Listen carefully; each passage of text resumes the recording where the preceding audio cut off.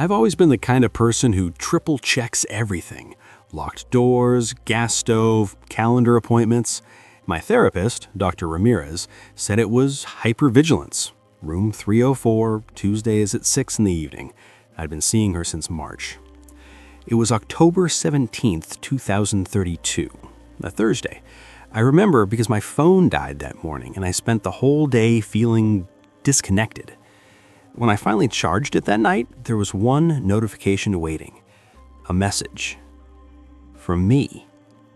I need to explain something first. I'm not someone who believes in coincidences, or fate, or signs from the universe. I work in data analysis, pattern recognition. I deal in probabilities, not prophecies. So when I tell you what happened, understand this. I've looked for every rational explanation, and I still don't have one.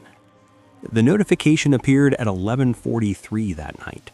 No sender name, no app icon, just a message that said, "You need to read this now." I almost deleted it. Spam gets more sophisticated every day. Deepfakes that mimic your voice, phishing that uses your photos. But something stopped me. The timestamp. It was dated 3 days from now. October 20th, 2032, 2:17 in the afternoon. I opened the message. It was long, almost 3,000 words, written in complete sentences, no autocorrect errors, no typos, formatted like a letter. To myself. I know you're going to think this is fake, that someone hacked your device, that this is some elaborate scam. But ask yourself this. Who else knows about the scar on your left shoulder? The one from when you fell off the swing when you were 7. You told everyone it was from a skateboarding accident. Who else remembers the password you used for your first email account? The one you never wrote down? Capital M, your cat's name, the year you turned 16, no numbers. I stopped reading. My hands were shaking. Those details, nobody knew those details. Not my therapist, not my closest friends, not even my parents. Just me. I kept reading. This message is coming from a version of you that didn't survive what's about to happen. October 20th, 2:17 in the afternoon. You're going to make a decision that seems small, insignificant. You're going to take a different route home from work. Don't. The message went on for pages, describing things that hadn't happened yet. A conversation I'd had with my manager, word for word. An email I'd received at 1:32. A coffee stain on my desk that would look like a crescent moon. And then, the warning. At 2:15, you'll leave the office early. Traffic will be slow on your usual route. You'll check your phone. You'll see a notification about an accident on the highway, so you'll take Monroe Street instead. At 2:17, a delivery truck runs a red light at the intersection of Monroe and 5th. You won't see it coming. I sat there for an hour, staring at the screen, trying to find the flaw, the inconsistency. There was none.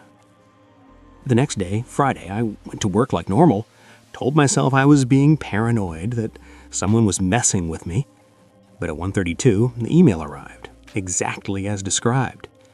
At 1:47, I spilled coffee on my desk. It looked like a crescent moon. Saturday morning, I called my therapist. Emergency session. Dr. Ramirez listened patiently, took notes, asked if I'd been sleeping. She suggested it might be stress-induced paranoia, a form of intrusive thought, the mind creating elaborate scenarios to justify anxiety.